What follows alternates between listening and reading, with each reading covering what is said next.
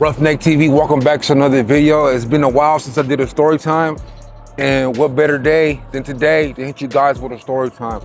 I want to do maybe two videos on this particular topic. The worst parts about being mixed with Black and Hispanic, and then the best parts about being mixed with Black and Hispanic. Let's start off with the worst parts, and let's get right into it. The worst parts being mixed, I ain't gonna lie to you. And real quick before I get into the video, I'ma really try hard to shy away from negativity. You know what I'm saying? And I know this coming from the hood vlog guy, I ended up going viral and being really known in my area in the IE, LA, High Desert, Arizona, Las Vegas, Nevada, basically California, Arizona, Nevada, and a little bit of Texas and a little bit of New Mexico. I'm really known. I could be at a gas station in a Walmart and stuff like that. I didn't realize how popular I was getting going viral a couple years ago when I was doing these hood vlogs. I didn't know. I wasn't expecting that. So by the grace of God, you know what I mean, it went up. But having that influence, I feel like I was just deteriorating the culture and leading a whole new generation into negativity. You know, that's not really me. I come from that, but I learned from that. You feel me? I come from that negative situation, making bad mistakes, jail, and all that. You guys know a lot of my story, you know what I'm saying? I started going really viral on Instagram. You know what I'm saying? And that's kind of one of the reasons why I kind of fell away from YouTube, because it was hard to get the hood vlogs monetized on YouTube, because let's just face it, rules change, times have changed, a little played out, everybody does them. Back when I started doing hood vlogs, it was Roughneck TV, Nico Worldwide, and the original hood vlog dude. You know what I'm saying? With that being said, it's just not the same. It's not the same. I don't want to influence a bunch of youngsters, you know, down the wrong path. So, one of the worst parts about being a half-breed kid, and excuse my big ass forehead, I should go get a hat, but it is what it is, you know what I'm saying? Dog, fitting in. You know, when you're a young man, you're trying to find yourself. When you're a youngster, you don't know really your identity yet. And growing up, I didn't really know that it was a thing until I was a little older. Because, you know, I am who I am. I don't know any difference, you know what I'm saying? But from the outside looking in, other people looking at me, watching me, especially in the 90s and early 2000s, when people were really judgmental, growing up in Southern California, when, you know, there was tensions between the two nationalities.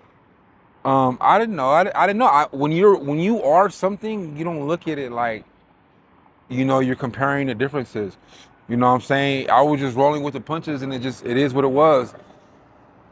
So maybe fitting in, figuring out my identity, really getting to know who I was, because growing up, and like I said, I didn't really start realizing it until maybe the 5th grade, to where the Hispanics maybe felt like I was too black to be Hispanic, and then the blacks maybe felt I was too Hispanic to be black, you know, and I got that a lot, and a lot of the kids did make me feel bad for being something that I was born, you know. But when you're young, you know, when you're young, kids don't have no filter.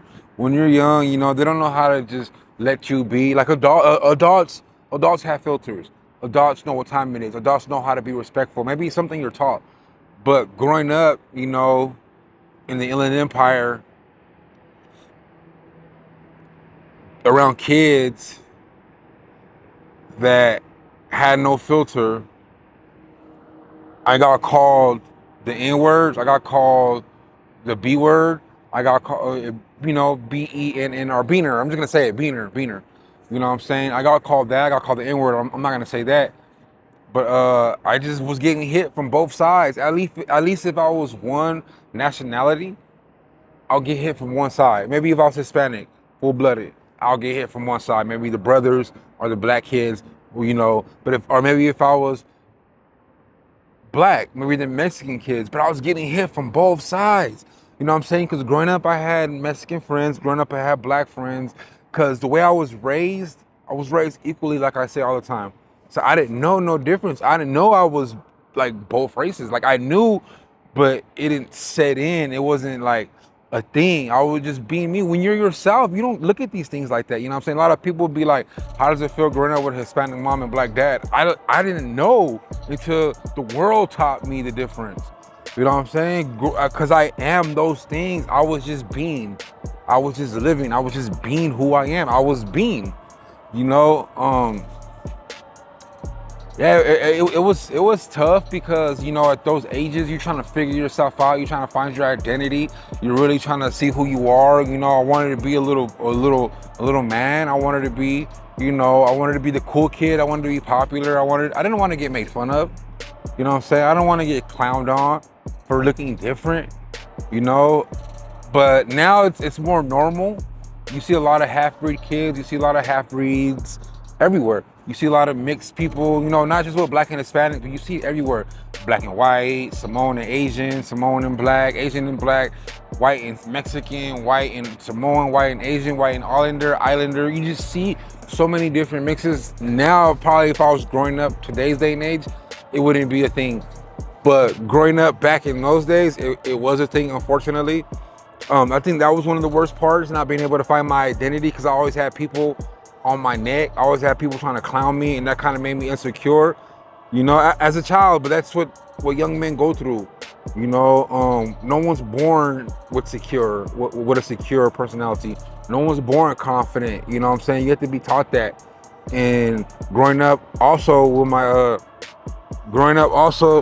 my dad incarcerated most of my life, I didn't have my dad to kind of guide me until I was a little older, until he came home when I was 11 or 12.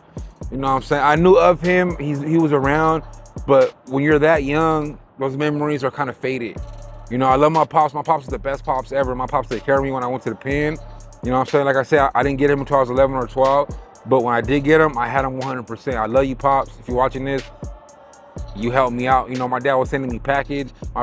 Both my parents never left me alone. You know what I'm saying? I still have both my parents today by the grace of God. They're in their 50s. I'm about to be in my 40s. I got young parents. We're not that far apart in age.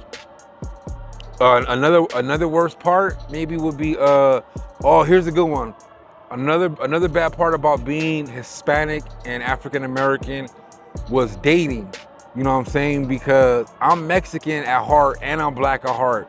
You know what I'm saying? So when I'm dating little black girls or Mexican girls when I was in high school or middle school, it's like, okay, when I dated a Mexican girl and she brought me home, she was a paisa. My first baby mama was a paisa. Both her parents barely spoke English. They're from Mexicali. So when she brought me home, my baby mama didn't look at me no different. You know what I'm saying? To my baby mama, I wasn't Mexican. My baby mama knew who my mom was. But before I met my baby mama's mom, I guess it was all bad. I don't think she liked the fact that I was black, you know, and it amazed her and probably stunned her when she first met my mama, and my mom and her had full conversations in Spanish. And okay, it was a little different. But before my mom met my baby mama's mom, and before like my baby mama's mom really knew the roots that I come from and that my mom's family is from La Gloria, Tijuana, before that, she looked at me different. You know, she still let me in the house. She fed me, of course, because she wasn't rude. But did she like the fact that her daughter was dating some black kid? I don't think so. You know what I'm saying? Because my baby mama's mom was paisa, like real straight paisa from Mexico. They didn't really speak no English. So they didn't really also, that generation, my baby mama's mom grew up in the 80s. That generation, especially being from Mexico, they weren't worried about, oh, he's mixed with black, so it's okay. If you're 1% black, you're black to a lot of people's eyes. You ever heard of the one drop rule? If you're one drop of black, 1% black, you're considered black. It shows. Black genes are strong. It is what it is. Black genes are the strongest genes. So to my baby mama's mother's eyes, I was just a little black kid running the streets. You know what I'm saying? She's probably upset that my baby mama brought me home. You know what I'm saying? But it was crazy though when I first dated a black girl, because I had a black girl in high school too. I was 15. I was dating a black girl named Brianna Bailey. Brianna Bailey, if you're watching this, what's up? I was going to high school in the Inland Empire, Redlands, California. Redlands, California is about an hour east of LA. So now I'm going to this is before my baby mama. Now this is before I met my baby mama and started dating my baby mama. I was like 14 or 15. I was in the 9th grade. when I got my first like real girlfriend. My first real girlfriend was a black girl, Brianna Bailey. So when Brianna Bailey first took me to her parents' house and I met her dad looked like Dub C. No, not Dub C, the other one, Mac 10. Her dad was just braid, 2 ponytails big. He was a tow truck driver, and the first day she introduced me to her dad, I was in Redlands, California. Her dad came and picked her up. She was like, "Dad, this is my boyfriend Randy." This is before I went by Roughneck. I'm gonna tell you a story how I got my name Roughneck too in the future. But I could see it in her dad's eyes. He was like, "Being this little Mexican boy," you know what I'm saying? So I got hit from both sides, you know what I'm saying? I was too Mexican for the blacks and I was too black for the Mexicans. You know what I'm saying? He gave me that awkward look, even her mom too, when I first went to her mom's house. They lived in a city called Loma Linda. It's between San Bernardino and Redlands. So when I first went to her mom's house in the 9th grade, I met her mom. I look like just a dark Mexican. I look like a dark Mexican. You know what I'm saying? Before the tattoos, before, you know, you're able to see the texture of my hair, real short hair, because I had to cut my hair for football. You know, when you're in Hell Week, and back in those days, I was in like 9th grade in 2002. Yeah, 2002, I was in the 9th grade. Damn, that was a long time ago. We had to all shave our heads. So I was rocking the bald head, so I looked like a dark-skinned Mexican. That was before Mexicans had the Edgar. That was before Mexicans were saying the N-word. That was before the Mexicans were wearing a lot of cough syrup and Asali and all the black brands. That was when Mexicans identified as Mexicans. Bald head, Cortezes, Filas, long socks, you know what I'm saying? Real baggy clothes. You could tell a Mexican was a Mexican, raised with Mexicans because the Mexican culture was that back then. Now, all the Mexican kids growing up now, you can't tell a difference. They dress like blacks, blacks dress like Mexicans. It's the same shit nowadays. I'm glad it's kind of different, but back in those days, yeah, so I look like a dark Mexican. You know, they gave me the look, and you know what the look is when you get to look a lot. You know what I'm saying? Maybe if you don't get to look a lot, you might not know what the look is. It might go over your head. But yeah, dog, that's just a few scenarios and incidents and situations that kind of was whack, kind of suck being, you know, a half-breed mixed kid. What up? Man, did my barber fuck my hairline up? Or is it fly? I'm getting old. At first, my hairline was down here, but you know, I'm about to be 40. I'm 37 years old. My hairline's kind of receding, but it is what it is. I still got my hair for the most part. For being 40 years old almost, come on, stop playing. So, yeah, man, what else? But as I was getting older, now I'm gonna save the best parts about being black and Hispanic. I'm not even gonna spoil it. But yeah, I just wanted to give you guys a little video. For those of you who don't know, my name is Roughneck TV. I started off doing prison stories on my YouTube channel. When I first started truck driving in 2018, I was doing prison stories. A lot of those videos are private or unlisted because I blew up off of hood vlogs. When I first started doing hood vlogs, I was getting hundreds of thousands of views. I first started hood vlogs in 2022 or 2023. 2022. I first started doing hood vlogs in 2022. I got my most viral video. It was like my second or first video was the most viral video. And I hit the viralness right away when I started doing hood vlogs and gangster content.